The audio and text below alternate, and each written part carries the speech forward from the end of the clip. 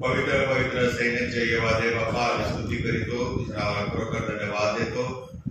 पुन्हा एक बार प्रभू दे बापा, आज नाताळाच्या अगोदरच्या संध्याकाळी तुझ्या उपासना मंदिरामध्ये येऊन प्रभू तुझ्या वचनाचा माना देण्यासाठी आणि तो घेण्यासाठी आम्हा सर्वांना तो आणलेला आहेस। आम्ही सर्व तुझ्या हाती येतो प्रभू, तू आमचा नाव आहे। सर्व जैविक चिंता, संसाराची विशाळकी, सगळं दडपण प्रभू आम्ही बाजूला ठेवू। शांत चिंता आहे प्रभू दे बापा, आमच्या अंतःचक्षु उघडून तुझं वचन आम्ही ऐकावं आणि त्याप्रमाणे प्रभू आम्ही आव्हान स्वीकारून तुझा प्रभू श्री ख्रिस्त याच्याद्वारे आमेन। देवाच्या नावाला मान, महिमा आणि धन्यवाद असो। आणि आता येणारं नवीन वर्ष तुम्हाला सर्वांना आनंदाचं, सुखाचं आणि भरभराटीचं जावं। धन्यवाद। नाताळ म्हटला की 1 महिना अगोदर पासून जय्यत तयारी असते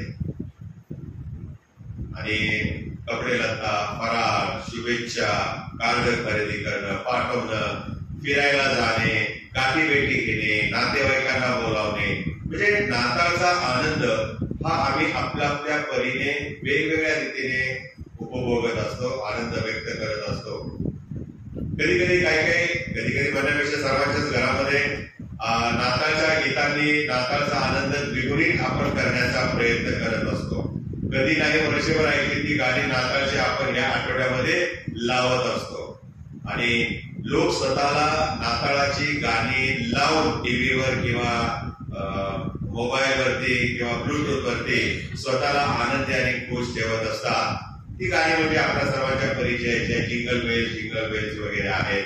त्याच्यानंतर I saw mummy kissing Santa ते आहे, Mary son Jesus Christ was born on this day, man would live for ever because of this Christmas. आणि ही सगळी जी नेहमीची जी गाणी आहेत ती आपल्या सर्वांना आवडतात। काहींची बोनियमची अल्बम आवडतात, काहींना जिम रिव्हची गाणी आवडतात। वेगवेगळ्या लोकांच्या, वेगवेगळ्या गायकांच्या आवडीनिवडी असतात, पण सर्वांचा सूर एकच असतो की माझ्या येशूचा आनंद वाढदिवसाचा जो आहे, जन्मदिनाचा आहे, तो मी माझ्या परीने साजरा करणार। आणि हे सर्व करत असताना आपण आज हा प्रश्न स्वतःला करायचा आहे की या वर्षी नाताळचा आनंद मी खरा उपभोगत आहे का? मी खरोखर या नाताळाचा आनंद जो आहे तो माझ्या जीवनामध्ये दुप्पट झालेला आहे का? आणि म्हणून आजच्या संदेशाचा शीर्षक असा आहे की नाताळचा आनंद आम्ही दुप्पट कसा करावा। कपडे लत्ता, फराळ, शुभेच्छा वगैरे हे सर्व तर आलेलंच आहे, ते प्रत्येकाच्या घरी असतं, पण याच्या व्यतिरिक्त जो विशेष आनंद आहे, जो दुपटीने आमच्यामध्ये यायला हवा किंवा असायला हवा, त्यासाठी आम्ही काय करायला हवं? कारण हा आनंद अनेकांच्या जीवनामध्ये आज नाही। अनेक जण वेगवेगळ्या समस्यांनी ग्रासलेले आहेत, अनेकांना वैयक्तिक जीवनामध्ये वेगवेगळ्या समस्या असतील आणि त्यांना या नाताळच्या आनंदापासून या समस्या ज्या आहेत त्या दूर ठेवत आहेत आणि त्यामुळे हा सण हॉली जॉली करण्यासाठी त्यांच्या पर्यंत पोहोचलेला नाही, त्यांच्या जीवनामध्ये आनंद नाही। कदाचित काही जण कारण नसतानाही निराश असतील, काही कारण नाही, परंतु नको वाटतं, नको काय दरवर्षीच येतो, यावर्षी आपण साधेपणाने साजरा करू। काही लोकांच्या जीवनामध्ये समस्या, त्यांना वाटतं नको आपण नाताळ न साजरा केलेलं बरा। वेगवेगळ्या रीतीने नाताळाकडे बघण्याचा वेगवेगळ्या लोकांचा दृष्टिकोन असतो।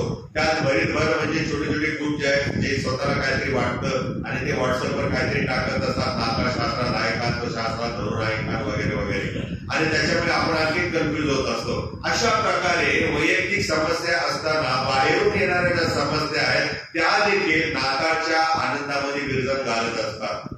आणि म्हणून आम्ही देवाच्या वचनामध्ये ज्या लोकांनी नाताळचा आनंद व्यक्त केलेला आहे, त्यांचा आनंद दुप्पट झालेला आहे, अशा लोकांच्याकडून आपल्या या वर्षाच्या नाताळचा आनंद आपण अधिक आणि अधिक वाढवणार आहोत। आणि म्हणून या सर्व समस्यांच्या मधून वैयक्तिक समस्या, घरगुती समस्या, सांसारिक समस्या, जी काही आमच्या समस्या आहेत त्यातून बाहेर येण्यासाठी आम्ही काय करायला हवं?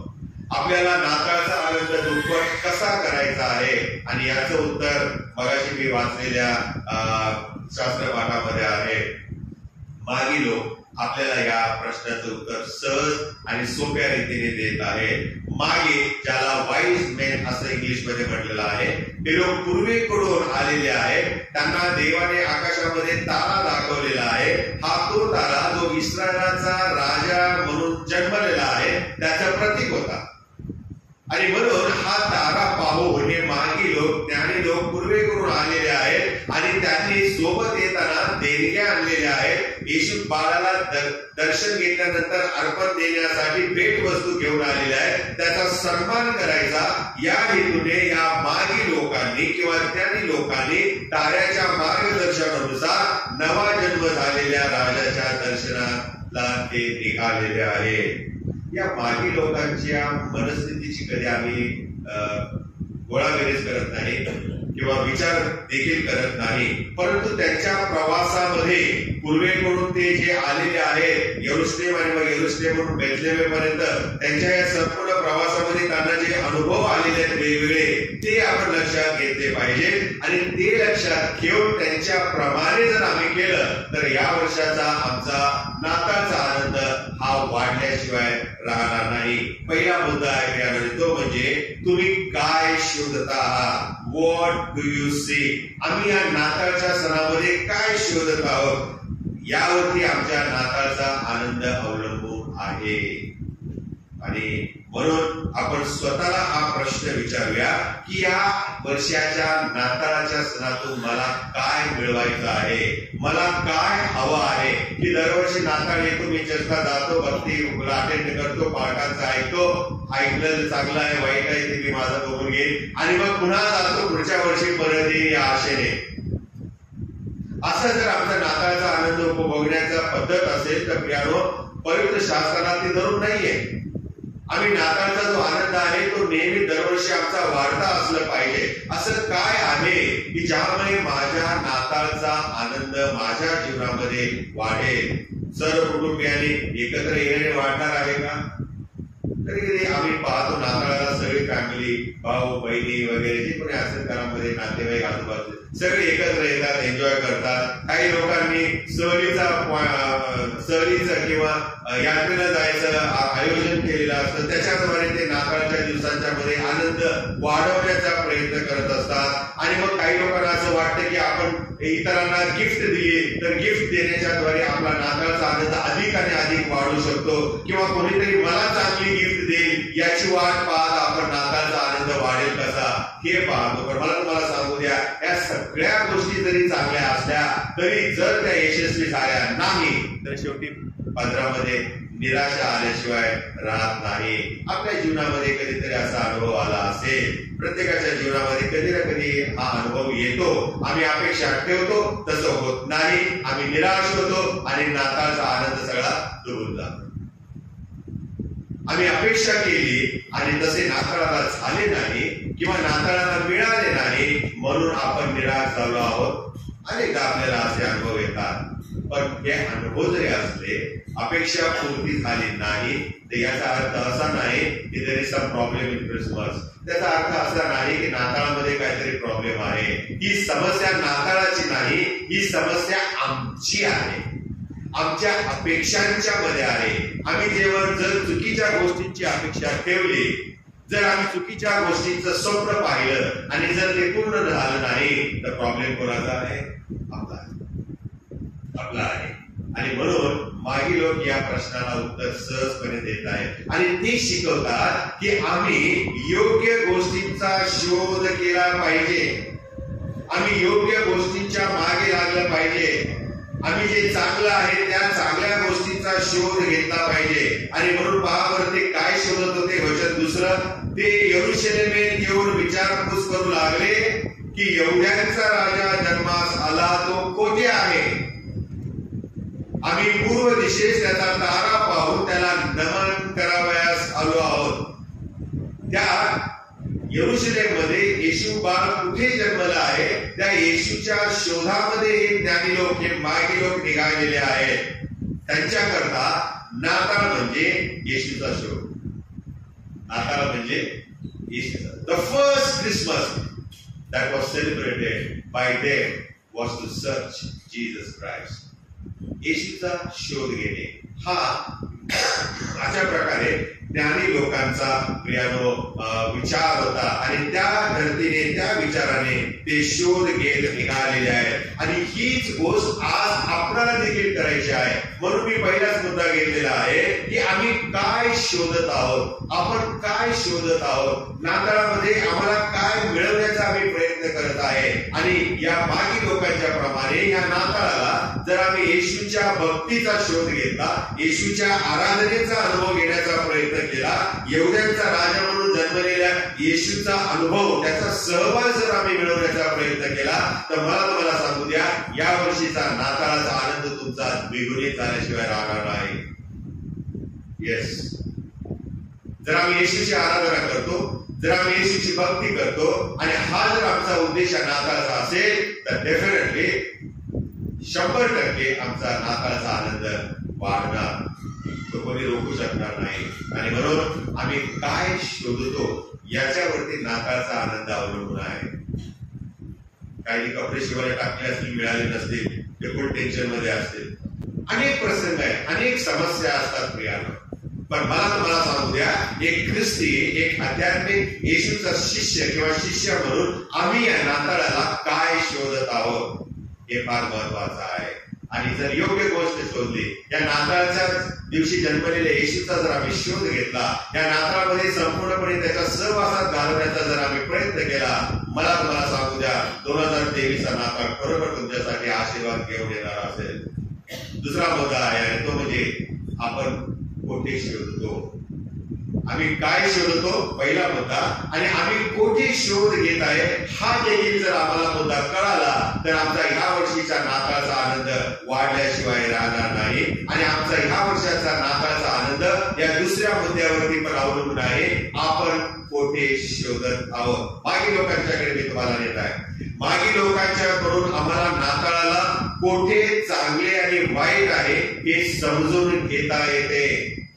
कोठे, कुठल्या ठिकाणी चांगली गोष्ट मिळते, कुठल्या ठिकाणी वाईट गोष्ट मिळते हे समजून घ्यायचं असेल तर आम्ही या मागी लोकांच्याकडे पाहिलं पाहिजे.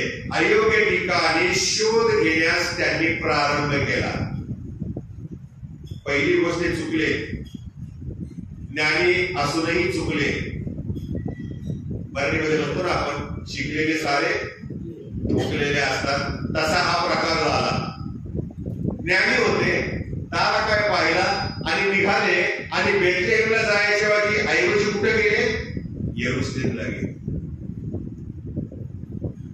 यरुशलेमला गेले. पहिली चूक त्यांची झाली प्रियानो. आणि म्हणून मी म्हणालो की अयोग्य ठिकाणी शोध सुरू केला आणि ते फसले. त्यांच्या एका चुकीमुळे 2 वर्षाच्या खालच्या सगळ्या मुलांची कत्तल झाली. जबाबदार कोण होतं? स्वतःला शहाणे समजणारे, ज्ञानी. म्हणून डिक्शनरीमध्ये काय म्हटलेलं आहे, स्वतःच्या दृष्टीने तू स्वतःला शहाणा समजू नकोस.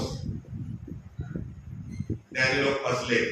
आणि असं म्हटलेलं आहे, जेथे त्यांची बुद्धी त्यांना सांगत होती तेथे त्यांनी येशूचा शोध सुरू केला. त्यांना वाटलं यरुशलेम राजधानी आहे, चला यरुशलेम आणि तिथं हेरोद राजा आहे, म्हणजे त्या राजा आता जन्मला आहे, येशू राजा म्हणजे तो नक्कीच राजवाड्यात जन्मलेला असता. स्वतःच्या मनाचीच कल्पना, स्वतःच्याच आयडिया ते चालवायला लागले आणि जिथे जायचं तिथे तो मार्ग सोडला आणि दुसरीकडे ते जाऊन पोहोचलेले आहेत. राजा कोठे जन्मला, इस्रायलाचा राजा जो जन्मलेला आहे तो कोठे आहे हे पाहण्यासाठी हे मागे लोक निघाले खरे, परंतु गेले कुठे, यरुशलेम. तारा कुठे दुसरीकडे चालला होता आणि हे निघाले यरुशलेमकडे. कधी कधी आमच्या जीवनामध्ये असं होतं होतं. कधी कधी आम्ही फसतो आणि किती मोठी चूक होती ही मी तुम्हाला सांगितलेली या मागी लोकांची. जेव्हा हेरोदाने आपला प्रतिस्पर्धी जन्मलेला आहे, आपल्याच राजा जन्मलेला हे ऐकलं तेव्हा त्याच्या पायाखालची जमीन सरकले. मी राजा असून माझ्याच राज्यामध्ये दुसरा एक प्रतिस्पर्धी राजा जन्माला येतो काय, आणि शास्त्री पुरुषी काय करत आहेत, मला कोणी सांगितलं कसं नाही. त्याला आश्चर्य देखील वाटलेलं आहे, त्याला राग देखील आलेला आहे. त्याने ताबडतोब शास्त्री पुरुषाला बोलावून घेतलं राजवाड्यामध्ये, असे तिथून इथं या, आणि सगळे धावत पडत आलेले आहेत. आणि त्याने त्यांना म्हटलं, ह्या यहुद्यांचा राजा जन्मला तो कोठे आहे, त्याचा जन्म सगळ्या संदेशांची पुस्तकं गुंडाळली आणि सांगितलं महाराज हा येवद्यांचा राजा जो जन्मणार आहे तो बेथलेहेममध्ये जन्मणार आहे. आणि मग हेरोदाने योजना आखली. अनेकदा नाताळचा आनंद घेण्यासाठी अनेक जण चुकीच्या ठिकाणी जातात. आम्हाला वाटतं जग आनंद देतो, चला नाताळ आहे, पार्टी करू, आनंद करू, मजा करू. नाताळचा आनंद करा ना, कोणी नाही म्हटलंय, पण चुकीच्या ठिकाणी नका ना करू. चुकीच्या ठिकाणी जेव्हा नाताळचा आनंद आपण साजरा करून आनंद उपभोगण्याचा प्रयत्न करतो त्यावेळेला प्रियानो आम्ही फसतो. मागे लोक फसलेले आहेत. असं वाटतं चांगली गिफ्ट एखाद्याला दिली तर किंवा एखाद्याने मला दिली तर आमचा नाताळचा आनंद खूप मोठा होईल किंवा समाधान आम्हाला मिळेल. कधी असं वाटतं आम्ही परिवार एकत्र राहिलो आणि एकत्र राहून नाताळाचा सर्व्हिस अटेंड केली, एकत्र जेवलो, खाल्लं पिलं, मग आम्हाला आनंद मिळेल. परंतु याच्या मागे निराशा अनेकदा होते प्रियानो. कारण ज्यावर आम्ही प्रेम करतो त्या प्रिय व्यक्तीला उत्तमातलं उत्तम गिफ्ट देण्याकरता कधी कधी आम्ही उन्हे पडतो. एवढे पैसे नसतात, वेळ नसतो, मग काहीतरी घे काहीतरी दे असा प्रकार चाललेला असतो आणि मग त्या करण्यामध्ये नाताळाचा आनंद प्रियानो निघून जातो. कधी कधी असं होतं ज्या परिवारात आपल्या लोकांना आपण आमंत्रण देतो नाताळाला यावर का आमच्याकडे आपण एकत्र पार्टी करू आणि त्यांचं काहीतरी वेगळंच काम निघतं ते यायचं टाळतात किंवा येत नाही, त्यावेळेला आपण हिरमोस ठेवून जातो. नाताळाचा आनंद जावा.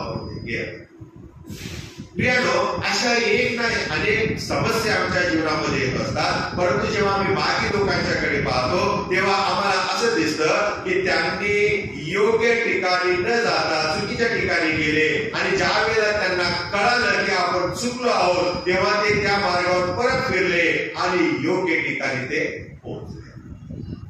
योग्य ठिकाणी ते पोहोचले. यरुशलेमची ट्रिप त्यांची काही सगळेच नुकसान देणारी झाली नाही. शेवटी त्यांना प्रभू येशूचं दर्शन झालं. तिथे पोहोचल्यानंतर यरुशलेमेत पोहोचल्यानंतर प्रियानो त्यांना कळालं नव्हते की ते चुकीच्या मार्गाने आले आहेत. परंतु जेव्हा बेथलेहेमला पोहोचले त्यांनी येशू बाळाचं दर्शन घेतलं तेव्हा त्यांना कळालं असं की आपण किती मोठी चूक केली. आपल्याला इथे यायचं होतं, हा तारा आपल्याला बेथलेहेमला घेऊन येत होता, आपण यरुशलेम मध्ये आपल्या ज्ञानाचा उपयोग करून थांबलो आणि त्याचा परिणाम फार भयानक झालेला आहे. जेव्हा शास्त्री आणि पुरुषांनी सांगितलं ख्रिस्ताचा जन्म यहुद्यातील बेथलेहेमात व्हायचा आहे, मिका संदेशाने लिहिलेला आहे, ही माहिती मागी लोकांनी ऐकली. ते तिथं हजर होते हेरोदाच्या राजवाड्यामध्ये. शास्त्री पुरुषी शास्त्र त्यांचं धुंडाळत होते तेव्हा आणि त्यांनी जेव्हा मोठ्याने हेरोदाला सांगितलं तेव्हा या मागे लोकांचे डोळे उघडले. अरे आपण चुकीच्या ठिकाणी आलोय, योग्य माणसाला चुकीच्या ठिकाणी शोधत आहोत आणि मग तिथून पळता भोळी झालेली आहे आणि मग त्यांचे डोळे उघडले आणि ते म्हणाले चुकलो गड्या आपण, आता काय करायचं, काय करू शकतो आपण. आणि तिथून ते जे निघाले ते बेथलेहेम पर्यंत गेले आणि जे ते येशूला ठेवलेले होते त्या ठिकाणी ते पोहोचले.